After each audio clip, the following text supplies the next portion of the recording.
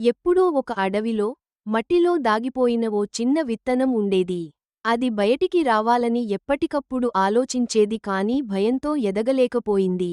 పక్కన ఉన్న విత్తనాలు పెరిగి మొక్కలయ్యాయి, పూలు పూసాయి. కాని ఈ విత్తనం మాత్రం ఇంకా భయంతో నేలలో దాగి ఉంది. ఒకరోజు వానరాగా వెలుతురు లోపలికి వచ్చి తాకింది. విత్తనం చిన్న ఆశతో తలెత్తింది. ఆ విత్తనానికి ఆరోజే మొదటి సాహసం.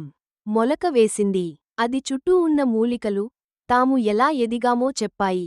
పక్కన ఉన్న ఓ పచ్చిక, నీ స్థానం ముఖ్యం కాదు, నీ పురోగతి ముఖ్యం అని చెప్పింది. విత్తనం ధైర్యంగా పైకి సాగింది. అది చిన్న మొక్క అయింది. నెమ్మదిగా వర్షాలు, ఎండలు, గాలులతో పోరాడుతూ పెరిగింది. ఎన్నో రోజుల తర్వాత అది ఒక పెద్ద చెట్టు అయింది. ఆ చెట్టు కింద పిల్లలు ఆడుతూ నవ్వారు, పక్షులు రెక్కల చప్పుడులతో మురిసిపోయాయి. విత్తనం ఇప్పుడు ఒక జీవానికి ఆధారం అయింది. ఆ చెట్టు తను ఎక్కడ మొలకెత్తిందో గుర్తు చేసుకుంది. ఎవరూ దాన్ని ఆశించలేదు. కాని అది తాను ఎదగాలని నమ్మింది. ఈ కథ మనకు చెబుతుంది, నువ్వు ఎక్కడ మొదలయ్యావో కాదు, నువ్వు ఎలా ఎదిగావో అది నిజమైన విజయానికి ప్రమాణం.